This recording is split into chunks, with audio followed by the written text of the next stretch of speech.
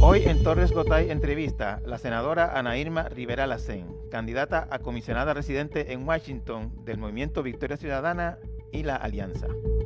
Senadora Ana Irma Rivera Lacén, candidata a comisionada residente en Washington por el Movimiento Victoria Ciudadana y con el respaldo del Partido Independentista Puertorriqueño como parte de la Alianza.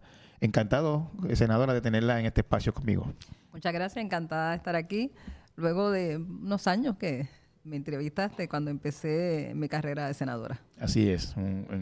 Había sido electa, pero todavía no había asumido el puesto. Sí, recién electa. Sí.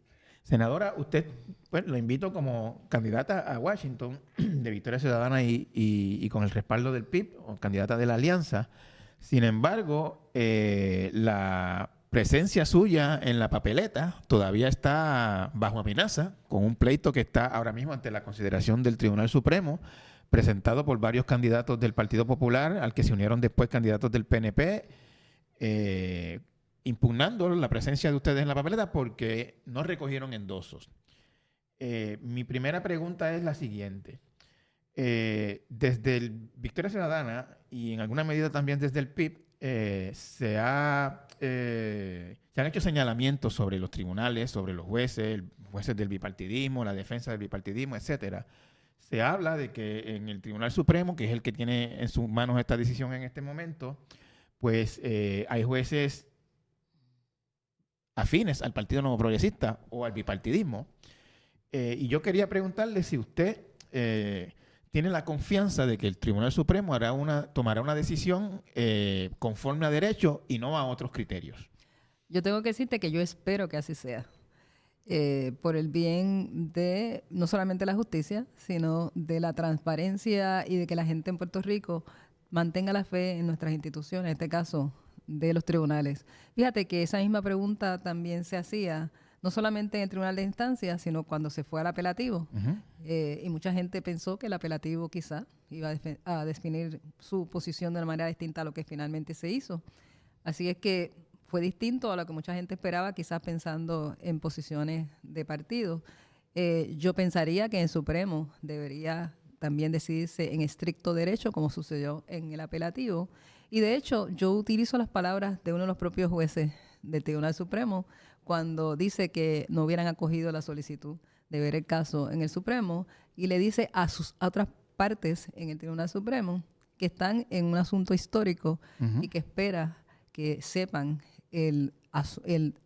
la decisión histórica que estarían tomando, porque es una decisión que cambiaría en muchos sentidos lo que es la democracia política y electoral en Puerto Rico. Ese fue el juez Ángel Colón, que es un juez, entiendo que designado por el gobernador García Padilla. Y también el juez Estrella también se expresó en eso. El juez Estrella también se expresó en ese sentido. En ese sentido, que lo identifican desde otro punto de vista electoral. Usted me dice que usted espera que haya una decisión conforme a derecho. Esperar no es lo mismo que confiar, que fue mi pregunta. La pregunta mía es, ¿usted confía en que habrá una decisión basada en derecho y no en otros criterios como pueden ser criterios políticos partidistas? Yo te tengo que decir que yo espero que sea basada en derecho, como siempre espero que sea la puesta en marcha de las decisiones en los tribunales. Los jueces y las juezas no están hechos de ningún otro material que no están hechos el resto de las personas en Puerto Rico.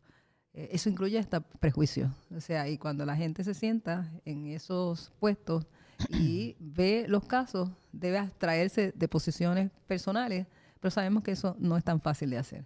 Así que yo siempre tengo que decir que yo espero que lo puedan hacer. Usted fue presidenta del Colegio de Abogados, usted lleva ejerciendo el derecho 30 o 40 años, aproximadamente, hace mucho tiempo, décadas, y en luchas sociales desde tiempos inmemoriales, desde los años 70, diría yo, 80 sí, quizás. Los años 70, sí.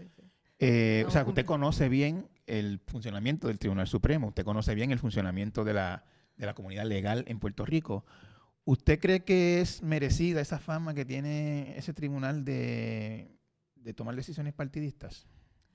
Yo creo que eso ha sido siempre así a lo largo del tiempo, precisamente por la manera en que se nombran las personas en los diferentes tribunales, no solamente en este Supremo, sino en todo, que es a base de nominación de la persona que está en la gobernación y con el consejo de consentimiento del Senado, buscando lo que se supone que sea un balance, ¿verdad?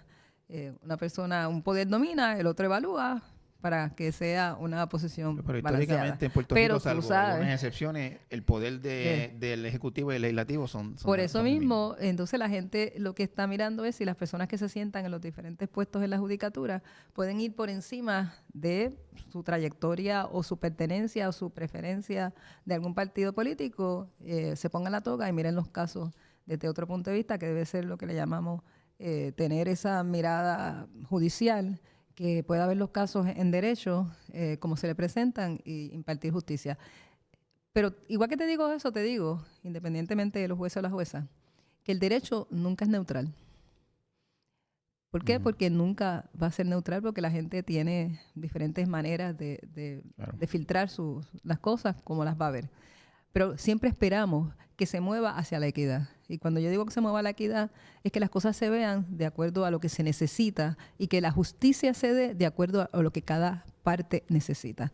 Eso quiere decir que a veces tú tienes que hacer interpretaciones un poquito más allá de la estricta manera en que está escrito algo.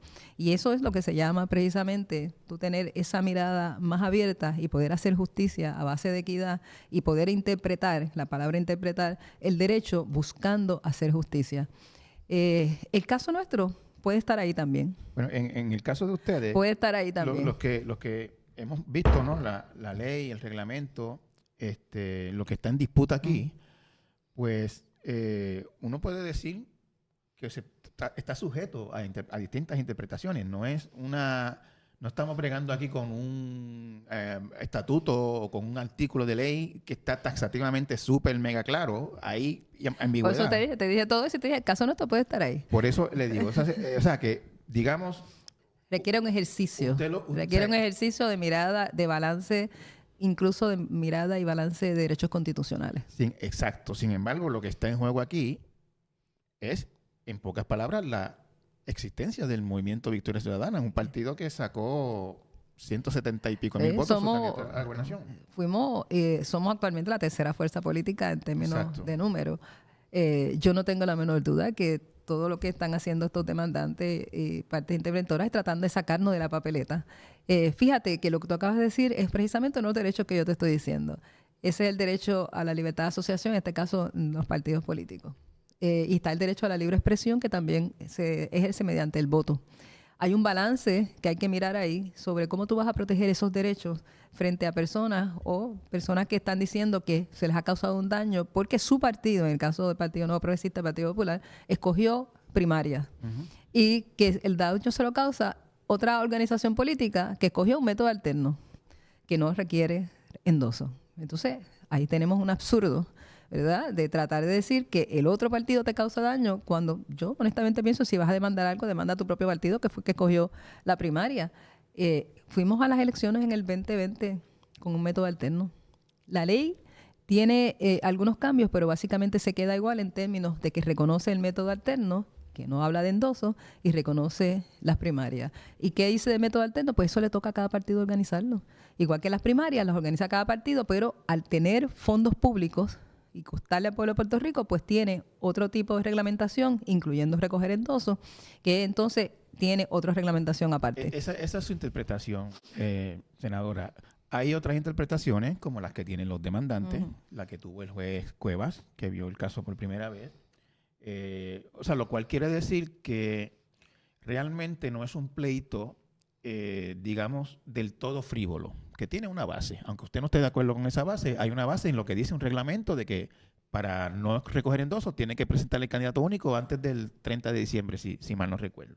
Eso es si vas a usar el método de las primarias. Por Eso supuesto. no lo dice la ley. Claro, bueno, pero está sujeto a interpretación. La pregunta que yo tengo es, ¿ustedes no examinaron eso a fondo? ¿Ustedes no discutieron eso antes de decidir el método alterno, hacerlo en marzo como lo hicieron y llegar al 1 de enero sin candidatos únicos en los distintos puestos y pensando en un movimiento alterno? No solo, ¿Eso se discutió?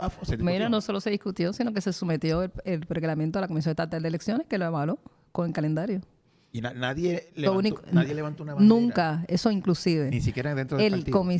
La Comisión Estatal de Elecciones nunca dijo nada en contrario. Inclusive, cuando nos llegaba la certificación de que habíamos cumplido con todo y que éramos aspirantes a candidatos o candidatas, había una parte que decía algo de endoso, si aplica. ¿Por qué? Porque tú entrabas a tu página lo que decía, si su partido se acogió a método alterno, usted no tiene que recoger endoso. O sea, yo entiendo eso y sé que se discutió así en corte, incluso está en la decisión del juez Cuevas. La pregunta mía Y era además, no solo en la decisión del juez Cuevas, en el apelativo se hace énfasis sobre eso y se le da credibilidad a la posición de Victoria Ciudadana. La pregunta mía es si en el interior de Victoria Ciudadana, antes de escoger este método, alguien levantó bandera diciendo, debemos que estar seguros de que no tenemos que recoger endosos. Cuando se discutió la reglamentación del método alterno, se discutió de la misma manera que en las elecciones anteriores lo hicimos. Hicimos nuestro reglamento, buscamos lo que dice la ley, sometimos el reglamento a la Comisión Estatal de Elecciones, que lo avaló con un calendario que sobrepasaba diciembre y que decía cuándo se iba a hacer la elección interna sin endoso del Movimiento Victoria Ciudadana. Esa es la realidad. Yo escuché por ahí una versión, senadora, de que usted advirtió dentro de Victoria Ciudadana. Y yo sé que hay una leyenda urbana con eso. Eso no es cierto. Lo que yo he dicho y he aclarado muchas veces es que yo dije que teníamos que hacer todo lo necesario para defender nuestro método alterno. ¿Por qué? Por eso que te acabo de explicar. Porque cuando yo veía que seguía insistiendo que supuestamente teníamos que recoger endosos, yo siempre dije, eso es una barbaridad, eso es una mentira y tenemos que defendernos. Y eso es verdad, eso fue lo que yo dije, pero yo estoy de acuerdo y siempre defendí que estábamos haciendo lo correcto porque la Comisión Estatal de Elecciones una y otra vez ratificó que lo que hicimos es lo correcto, ratificó nuestro método alterno, nuestro calendario, es importante eso, el calendario nuestro de método alterno tenía las fechas en que íbamos a hacerlo y la Comisión Estatal de Elecciones lo aceptó. La Comisión Estatal de Elecciones no dijo, Victoria Ciudadana, ustedes no pueden hacer eso, tienen que hacer esto otro. No. ¿La comisión es quién, senadora? ¿La presidenta, un secretario, los comisionados? Cuando se somete el reglamento, es avalado por el secretario de la Comisión Estatal de Elecciones y se somete y nadie... ¿Ese secretario, cuál es el nombre? No recuerdo el nombre. No recuerdo el nombre, pero ese secretario de la comisión es la persona que les dijo a ustedes, está todo bien. El reglamento está avalado por la Comisión Estatal de Elecciones. Por esa persona. Por la persona encargada. Entiendo que fue él, pero está avalado por el reglamento. El reglamento de Victoria Ciudadana está avalado por la Comisión Estatal de Elecciones. Senadora... Con el calendario. En todo pleito, pues, como dicen por ahí, se llaman los sacos, el saco de ganar y el saco de perder.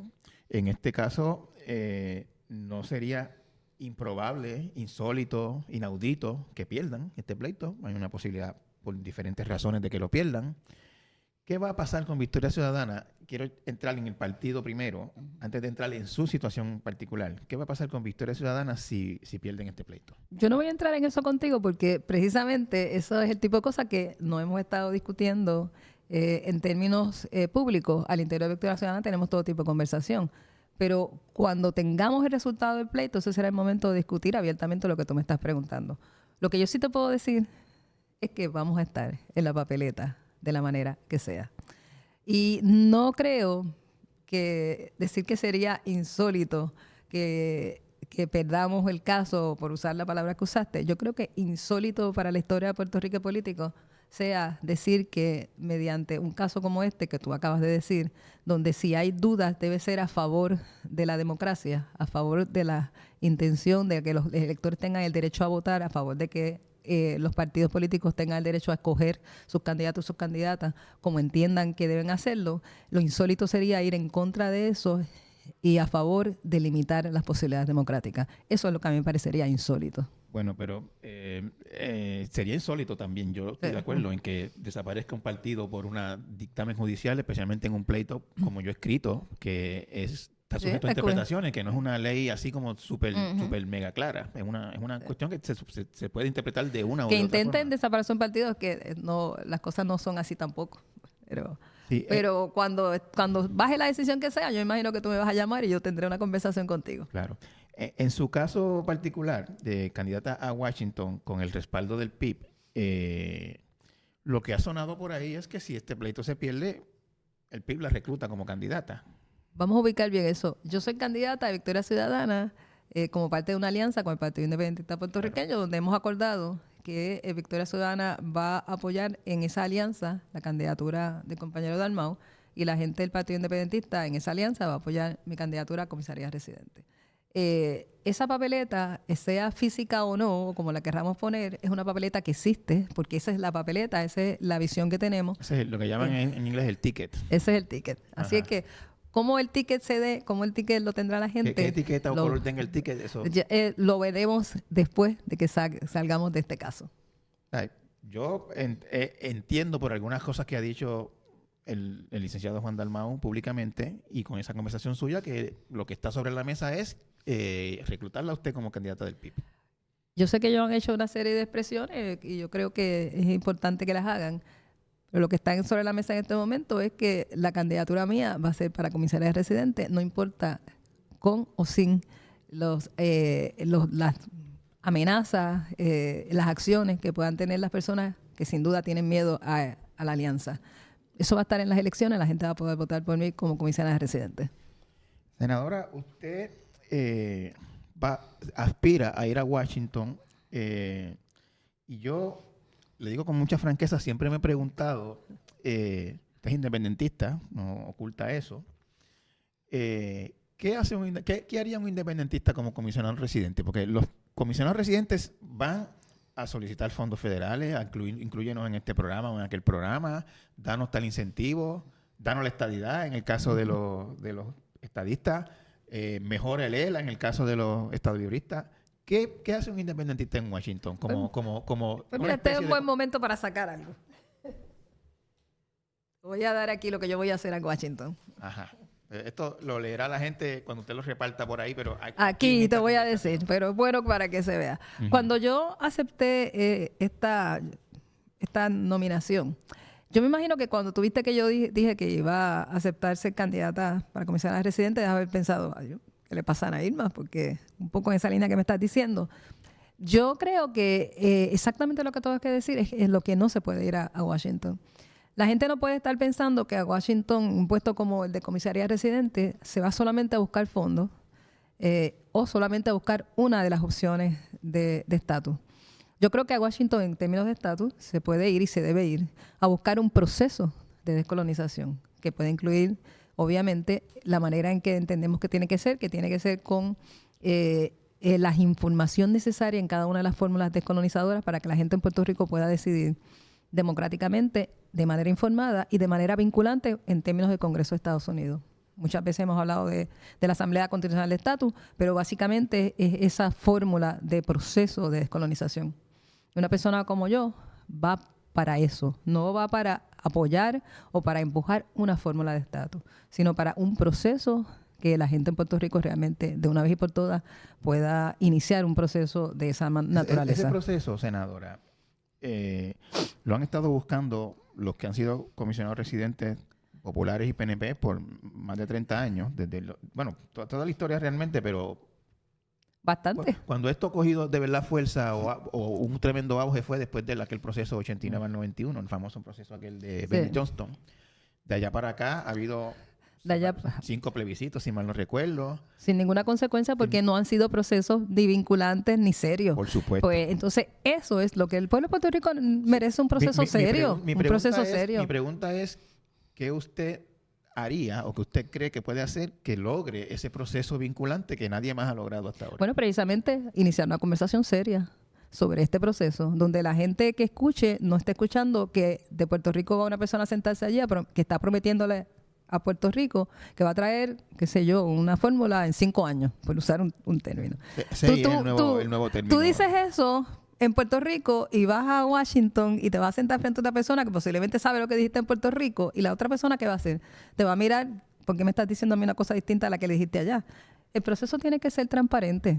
Tiene que ser transparente en las dos direcciones para que sea serio, para que sea informado. La gente en Puerto Rico tiene derecho a saber todas las preguntas, las contestaciones a todas las preguntas, a todas las fórmulas de estatus que no sean colonial. O sea, que independencia, estadidad o libre asociación. Eso es lo primero. Y sobre eso iniciar un proceso. Eso no se ha hecho. Y no es posible que sigamos mandando gente a Washington para seguir haciendo lo mismo en cuanto al estatus de Puerto Rico, porque nunca vamos a salir de ahí. Si eso lo están haciendo para perpetuarse en Puerto Rico en las tribus que se hacen a base de cuál es el estatus político que la gente desea. La otra cosa que no puede ser es que se vaya a Washington solo con la idea de que se va a pedir fondos federales. ¿Y tú sabes qué? En Washington está esta idea que la gente va allá de Puerto Rico a pedir. Pero yo entiendo esa parte. Ahora, quiero terminar con el tema del estatus rapidito. Ujú. Usted va a proponer un proceso serio, que sea vinculante, etcétera, ¿no? Informado. E informado. Y que no sea, y que tampoco sea decirle a la gente lo que no es. Esos procesos se tardan, no son mágicos. Claro. Porque no dependen de lo que la gente en Puerto Rico diga nada más. Para que sea vinculante, la otra parte en esta tabla de conversación es el Congreso de Estados Unidos. La única vez, senadora, usted lo sabe muy bien, Ujú. que un proceso de estatus no llegó a un término, pero avanzó. Hubo vista en el Senado, hubo un proceso que adelantó me acuerdo. bastante. Se hicieron estudios económicos, todo. Fue un buen proceso, excepto que no terminó, que era el famoso proceso Bennett Johnston. Sí.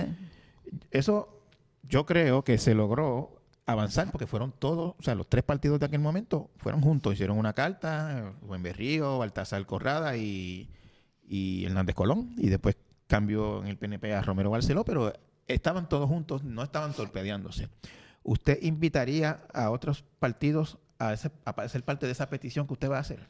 Es que tendría que hacerse así porque incluso para hacer una asamblea constitucional de estatus hay un componente que hay que hacer en Puerto Rico donde tú tienen que sentar a la mesa personas que defienden las diferentes la fórmulas. asamblea de estatus iría antes de su intento en Washington. Bueno, a la vez, eso tiene que hacerse a la misma vez. O sea, tú tienes que tener el componente de Puerto Rico ya montado en términos de cómo es que se va a hacer. Y tienes que tener cuál es la parte del componente congresional para poderlo presentar. Así que definitivamente. Pero yo creo que uno de los problemas que tuvo esa iniciativa anterior tiene que ver con cuáles son las fórmulas de estatus, que es donde yo creo que el tranque puede estar, mejor dicho. El Estado Libre Asociado no puede estar ahí. Eso está casi todo el mundo, menos tres populares. Por eso. Entonces, hay muchos populares que están de acuerdo. Pero En hay el- tres que no. Ajá. Si mi recuerdo no me falla, en la iniciativa anterior que estás diciendo que avanzó bastante, el ELA todavía estaba ahí. Él estaba todavía, pero, Por eso- pero en aquel momento Sí. y fue importante, Sí. se aclaró Eh. con todas sus letras que era un estatus que estaba sujeto a los poderes plenarios. Que Pues- todavía en aquel tiempo había alguna gente Pues que claro, dudaba de pero eso. por eso te lo estoy recordando. Pues tú no puedes tener un proceso de descolonización reconociendo el estatus que es el de la colonia como una de las alternativas de descolonización porque es un contrasentido. Así que yo creo que lo que ha sucedido más recientemente es avanza un poco más en esa dirección donde finalmente yo creo que hay más acuerdos de más gente, salvo una que otra gente, que reconoce que el Estado Libre Asociado como está no puede ser una de las fórmulas de estatus. Entonces, está la libre asociación, que es una cosa distinta fuera de la cláusula territorial. El problema que también tiene la gente que habla sobre estos temas también son las dichosas, los casos insulares, ¿verdad? Puerto Rico pertenece a Estados Unidos, pero no es parte de Estados Unidos. Sobre la base, no solamente de cuestiones racistas y terribles contra Puerto Rico, no solo Puerto Rico, sino contra todos los territorios, ¿verdad? Las alien races. las famosas Exactamente. Razas alien es como Sí, extraña. como extraño, sí. Claro. Esos casos específicamente te dicen que ese estatus de Puerto Rico no lleva, por ejemplo, a la gente que cree en la estadidad, no lleva a la estadidad, no lleva hacia la incorporación. Así que tienes que salirte de ese marco y por eso es tan importante que el Congreso tenga la palabra sobre el asunto de... Perdóneme, no, me perdí un momento. Usted dice que por Puerto Rico ser un territorio no incorporado y estar sujeto a la... Mientras esos casos insulares está bien delimitado el poder del Congreso sobre Puerto Rico y saber que Puerto Rico Pero el poder de hacerlo Estado no es... No tendría es que cambiarse, tendría que derogarse para empezar el concepto mismo de lo que son los casos, el poder de Estados Unidos sobre Puerto Rico que se lleva a base de los ¿Y casos cómo insulares. cómo eso se derrota? Porque aquí estuvo Elmer Román en este mismo espacio diciendo que él buscaría legislación para eliminar los Puede casos ser con- insulares. ¿Por legislación se puede eliminar un precedente judicial? El precedente judicial llena el vacío precisamente Porque no hay cuando ley. no hay. O sea, que Exacto. usted- Mientras exista este precedente judicial y no exista otra interpretación del Congreso, eso es lo que tenemos. ¿Usted cree entonces que el Congreso podría aprobar una ley que decretara a Puerto Rico que incorporara a Puerto Rico como territorio. No, tampoco podría hacerlo así. Podría decretar una ley que inicie un proceso de descolonización como el que yo te estoy diciendo. Porque lo contrario sería anexar a Puerto Rico de una manera poco democrática. Inclusive habría que ver si las leyes interiores de Estados Unidos le permitirían anexar a Puerto Rico de esa manera. No entiendo, senadora. Lo que está establecido... Perdóname rapidito. Yo tengo entendido que el Congreso puede aprobar una ley de estadidad para Puerto Rico. Previo a una votación, todo ese tipo de cosas. Puede haber una votación y había un compromiso del Congreso, etcétera. Un plebiscito avalado por el Congreso y si gana la estadidad... Claro. Yo creo que me estabas diciendo una cosa del día para otro. No, eso es lo que yo te decía. Por supuesto. O sea, entonces el Congreso aprueba una ley otorgando la estadidad a Puerto Rico. Eso puede pasar. En teoría podría pasar. Okay, o sea, en teoría. Porque el Congreso tiene todo el poder sobre Puerto Rico. Claro. No solamente los casos insulares, que tiene el poder sobre Puerto Rico. Y por eso es tan importante ir a donde está el poder sobre Puerto Rico. Esa es la razón mía de también ir al Congreso. Porque todo esto que tú estás hablando, todas estas cosas hay que explicárselas al pueblo de Puerto Rico. Tú te imaginas, el pueblo de Puerto Rico no sabe ni siquiera cuáles son las implicaciones de un camino hacia cualquiera de esas fórmulas. Tiene caminos, cosas que se ganan, cosas que se pierden, tiene tiempos, hay caminos de entrada, caminos de salida, y yo creo que para que sea democrático, no debe ser impuesto por el Congreso de Estados Unidos, para que sea democrático tiene que ser una decisión del pueblo de Puerto Rico en un proceso abierto, descolonizado. Yo creo que no hay nadie que haya planteado dar la estadidad o la independencia. Por si acaso, pero para que no se entienda. Sin votación. No sé, sí. O sea, el proceso sería de la siguiente manera. Usted y Juan Dalmau ganan las elecciones. Big if, pero así sería la cosa. Llaman a la Asamblea Constitucional de Estatus, se conduce ese proceso, que se eligen los delegados, se negocia, etcétera. Me imagino que no estará definido, pero habrá un tiempo límite de que esa comisión tendrá para presentarle al país una fórmula. Se tiene que hacer legislación en Puerto Rico en esa dirección para convocar una Asamblea Constitucional de Estatus. Y obviamente la legislación también tiene que proveer las maneras en que se va a trabajar el componente en el Congreso. Eso sería el primer paso. Entonces, después que se hace que la Asamblea Constitucional define unas fórmulas, las llevan al Congreso, el Congreso lo aprueba y se lleva a cabo la votación. No es tan sencillo tampoco. No, yo sé que no es tan sencillo, pero eso es... Hay un caminar, un ir y venir de discusión, claro.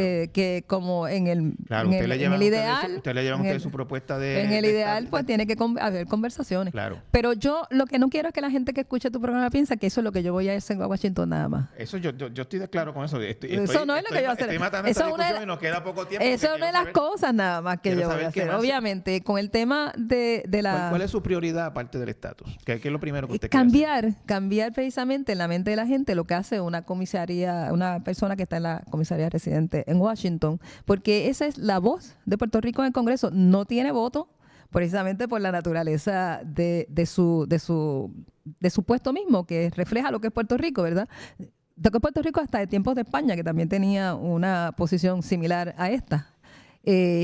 Pero es importante porque Puerto Rico, lo que yo me propongo es tener caucus con mucha gente. No es necesariamente con los caucus tradicionales solamente, sino, por ejemplo, los caucus negros, los caucus de las personas latinas, pero también hacer caucus con la diáspora. Yo empecé a hacer muchos acercamientos con la diáspora en el sentido de que vean al puesto de la comisaría residente como el sitio donde las voces de Puerto Rico pueden unirse. Y por eso yo le digo que mi causa es Puerto Rico, para que apoyen las causas y los temas de Puerto Rico. Yo creo que eso es muy distinto a lo que se ha hecho hasta ahora. ¿Qué tema y causa de Puerto Rico, aparte del estatus, usted siente que ha sido desatendido y que usted dice, de lo primero que yo voy a hacer allí es esto? Mira, en la misma ley de la Junta de Control Fiscal. La Junta, que es producto de nuestra situación colonial sin duda, no ha sido debidamente ni fiscalizada ni cosa por el estilo por la misma gente. A la Junta hay que eliminarla, hay que darle salida, pero eso requiere dos cosas. No solamente es proponer y que se logre hacer, sino que en Puerto Rico hay que hacer un trabajo. Y por eso es importante que, como tú me preguntas, gana Dalmau la gobernación, yo gano la comisaría residente, pues hay que hacer un trabajo en los dos sitios. ¿Por qué? Porque hay el trabajo de gobierno honesto, limpio y transparente, porque uno de los problemas que tenemos es que la deuda nunca se auditó, la deuda hay que auditarla, la gente tiene que saber qué es lo que se está pagando para entonces saber dónde fue que estuvo el problema principal y quiénes son las personas responsables. Eso le toca hacerlo acá. La Junta no lo ha querido hacer, la Junta nos ha puesto a pagar una deuda sin auditar, te ha puesto a pagar una cuenta sin tú mirar nunca qué es lo que estás pagando, y eso es importante hacerlo. Y tiene un componente que se hace desde el Congreso y una parte que se haría acá.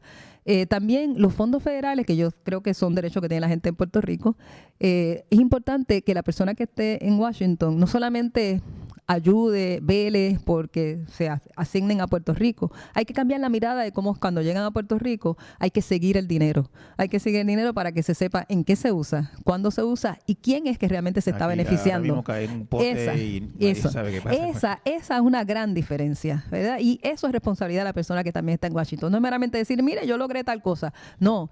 Hay que seguir el dinero, buscar la transparencia y decirle a la gente en Puerto Rico la información. ¿Para qué es que se manda el dinero? ¿Qué es lo que se supone que se haga? ¿Quién lo recibe? ¿Y para qué? ¿Y cuándo se cumplen los mandatos? Porque esos fondos dice para qué se utilizan. Ese es el tipo de cosas que también tenemos que hacer.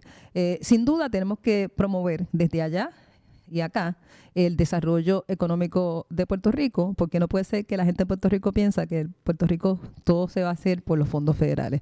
Puerto Rico necesita desarrollo económico sostenible, sustentable, y hay unos componentes que se van a hacer desde Washington sin duda y unos componentes que se hacen desde Puerto Rico. Yo tengo esas miradas desde este puesto, yo creo que se puede hacer, creo que la gente en Puerto Rico se lo merece. Y sobre todo porque yo creo que es posible tener una causa como Puerto Rico y desde ahí, desde el Congreso, también hacerlo. Yo he estado recibiendo apoyos interesantes de personas o de entidades que defienden diferentes causas que tienen que ver con lo que yo también represento. Recientemente recibí apoyos de grupos que endosan mujeres negras en puestos políticos. También recibí que apoyan personas de la comunidad LGBTIQ en puestos políticos. Y pronto vas a ver varios congresistas y otras personas que van a estar dándome apoyo. Y para terminar, yo sé que mucha gente está diciendo, cuando yo dije que yo voy a hacer causa con el Partido Demócrata, sí, yo voy a estar en caucus, mejor dicho, con el Partido Demócrata y con todas aquellas fuerzas y que puedan ir a favor de Puerto Rico. Senadora, muchas gracias. Se nos acabó el tiempo. Yo sé que esta no va a ser nuestra última conversación. No sé. Muchas gracias por haber venido a mi Gracias y gracias por todas esas preguntas. Gracias. Seguro.